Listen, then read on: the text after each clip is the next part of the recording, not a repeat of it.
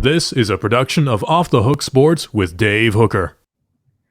Oh, we had a storm in Tennessee, so I had to break out the craft treats to calm my poor dog down. We'll talk about that in just a little bit. CraftTreats.com brings you Chalk Talk with Chris Landry at LandryFootball.com.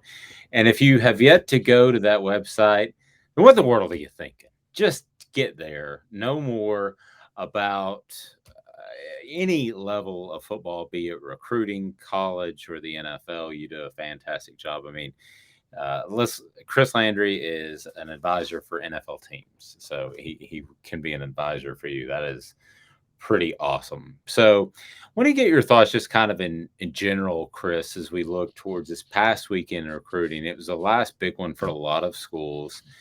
Because of the recruiting calendars moved up so much. Just in general, SEC or not, who do you feel like kind of won the weekend in recruiting? Well, it was a big weekend for a few schools. I thought Miami, with the Jaden Rashada commitment, the quarterback that was highly regarded, highly touted. So Mario getting a good one. In the SEC, gosh, it's hard to. Alabama getting Tony Mitchell. It's I guess it was a given, but the Alabaster Alabama 5-star defensive back was expected, but to get that one done, I mean, beating out Georgia A&M, Auburn for them.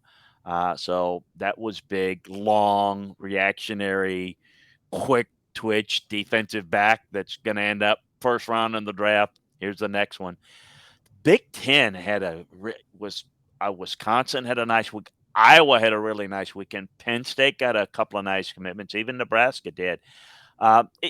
Weekend, it's like you said, it's a big weekend, but it doesn't necessarily mean it was the best classes overall with some of those schools. But I think they did. I thought Tennessee did a nice job with getting a couple of guys that they like. It's not always about the 5-star and 4-star. It's finding guys that you want. And at least in the case of Tennessee, they're excited about the guys, the pieces of the puzzle they're putting together. And I think particularly on defense, we're seeing it. And I think we're going to maybe see a few more here in the next, week or so as we get to the holiday weekend. We have a few kids out there that are maybe close to making a mistake there, making a decision there.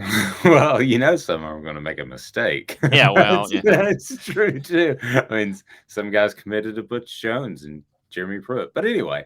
By the way, some guy named Manning committed to Texas. It wasn't over the weekend. I guess it was like Thursday, but yeah, I don't know. Probably no one heard about it, so I thought I would throw that Yeah, out there. His name is Arch, and he's gone to Texas. So I think he's quarterback. related to somebody else.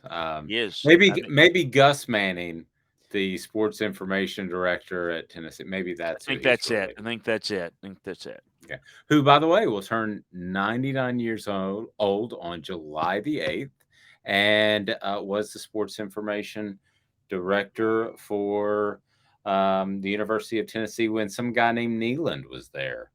So you may see something on Off the Hook Sports, just kind of teasing forward. But Look as we do look at recruiting, okay, so I hear this rumor about this time every single year, but I did hear it from somebody that I think is a little bit more tied in with the business world, and you would probably have a much better idea, and you'll know before I will. But the rumor was that Nick Saban could be close to hanging it up, is planning on retiring after this year. Let me just get your thoughts. Do you think there's anything to that? A and B, how will he leave when he leaves?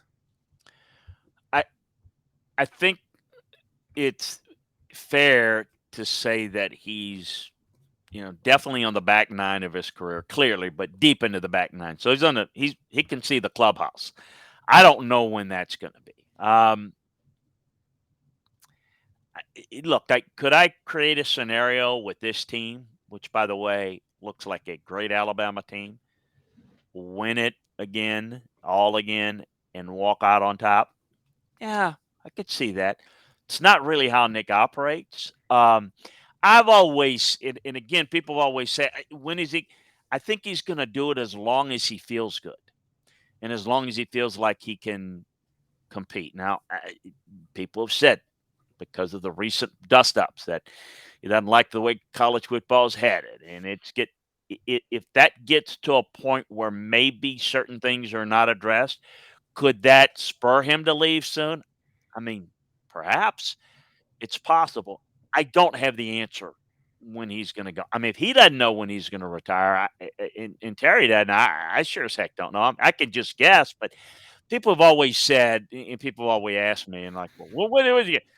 I can't remember the exact year, but I think about 3, 4 years from now, they play at West Virginia. I've always said, he goes back home to West Virginia, play against West Virginia. That might be, it might be his last year, only because that kind of fits into the time where I think he'd be 78 or something or 76.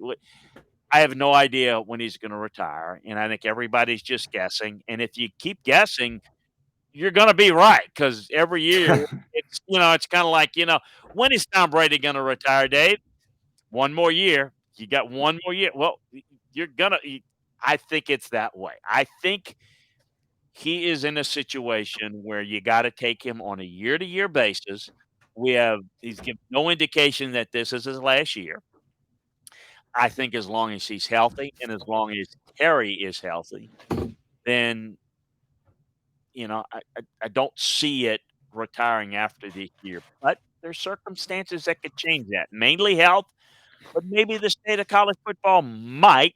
I have thought about it, but I don't have the answer. It might affect it, or he might be the type. He's just hard-headed enough to stick around to try to implement the right changes or help push the right changes in the system. I don't know.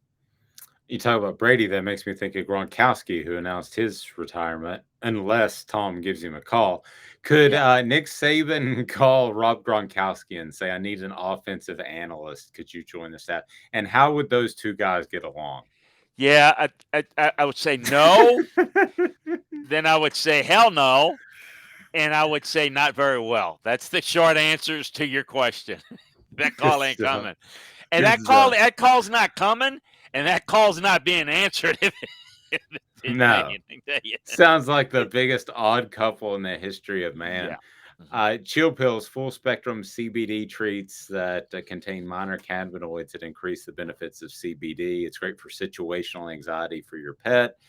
There's storm anxiety, car ride anxiety. That's all at Craft Treats. It's got the anti-inflammatory properties as well for pain reduction benefits. So, with this post, you will see a code in which you can get a special discount. So make your pet and wallet happy with Craft Treats. All right. Well, I didn't mean to go really in this direction, but the natural was always, if Nick Saban retired 3 or 4 years ago, the Dabo Sweeney would just take over because of the tie. I don't think that's a given whatsoever. Do you have any idea what the interest level might be mutually from those two parties if Saban retired sometime soon? I don't think the interest from the first of all, who's going to ultimately make the decision, who's going to be involved in it.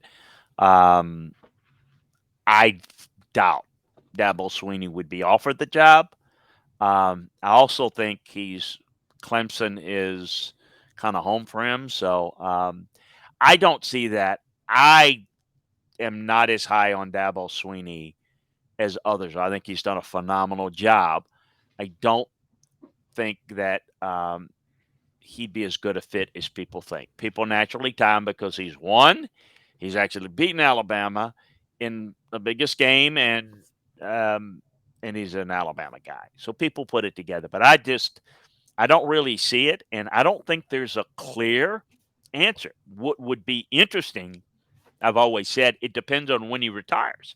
So if he does retire after this year, I really don't know. It would be really interesting because there's a lot of people. I'll give you a name in maybe 3 years, 4 years that they really like. That's coached under Saban. That has done a pretty good job, but it would depend on how well he does.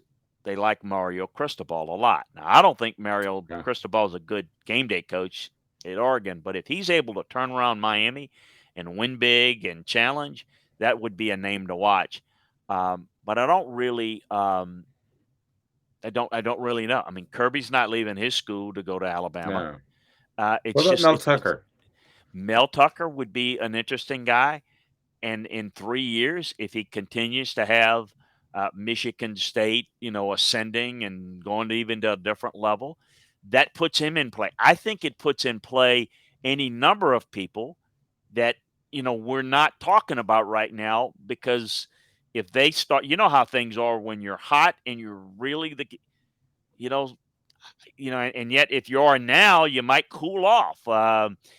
I think it really depends on when he goes, but right now, I don't know. I don't know if it said, "Hey, look, it had to happen at the end of this year." What would they do? Don't know. Really, don't know what they would do. I, d- Man, I do not want to be the get off my lawn guy, be negative and old fashioned. But when I look at that Alabama job, if when we start talking about the pay that these guys are getting, Jimbo Fisher and Lincoln Riley, and I think Shaw at Stanford's getting like $8 million a year, to be horrible. And I just look at this pay. I don't want to be the get off my lawn guy, but at some point with this guaranteed money, especially the Jimbo Fisher's contract started it, I think he still gets $95 million if they were to fire him after this year. Do we see any sort of correction there, Chris? Or is it just going to be like quarterbacks in the NFL where everybody gets $1 more than the last guy? I don't see it. I mean, I don't see it among the bigger programs where there's competition. And you just mentioned it, Mel Tucker. There's a guy making $9 million a year. And I mean, look, I mean, love Mel, but it's because he leveraged the opening at LSU, which he was never a candidate for. He was media candidate, but was never a real candidate. But a big time booster there. Um, hey, I'm going to put up the money. We're going to do this, and there you go. Um, so you've got a lot of that going on, and I think it's going to be difficult. I don't see it going backwards. I think that the bigger time programs are going to do. The money's going to get bigger and bigger. The Big Ten's new television deal, which by the way, thought it might have happened by Memorial Day, it hasn't. Those things are just gone astronomically up with the Amazons of the world, and is it Apple? I mean, it just the streaming. That's just going to create more revenue, particularly for the Big Ten and the SEC, to where there's money's going to become. I don't think it's going to go down. And remember, the NIL money is quote unquote coming from boosters and not the schools. The only thing would be is some of those boosters, are they going to stop giving as much to the school and just give it for NIL? It's going to be interesting to see, but I don't see the money going downwards. It really doesn't. Once it goes up, it just doesn't usually go up. I think it'll be interesting to see if somebody says, "Look, we're gonna give you security in years, but we're not going to go that high." I'm curious to see if we get a market correction there. Well, that leads me to my next question. I wrote a column about it on offthehooksports.com. So I think the three best bets in terms of over-unders, and I don't gamble, but win totals for over-unders would be Auburn, who I believe was at 5.5. I would take the over. Alabama, I saw at 10.5. I'm sorry, Auburn, I would take the under, excuse me. And they were 6.5. Auburn, I would take the over at 10.5. But that leads me to Tennessee, which is 7.5. I think they're a lock to win 8 games. Again, I don't gamble because I'm terrible at it, but I think they're a lock to win 8 games. What if they win 9? What does Josh Heupel come to Tennessee, or his agents come to Tennessee with? Is he asking for $6-7 million on a 9-win season? Because he's I'm getting 4 right now. Yeah, no, it'll I think go into that range, and the answer to how high it would go would depend on other potential openings. So like, Okay. and I mean, think about it. I mean, yeah, you'd probably go to the um, 7 range if he were to get that. And again, it depends on how they look, how competitive they are against Georgia and Alabama. Do they look like they're okay? They're you know do they get Florida and hammer them and capitalize on this year, or LSU, same thing.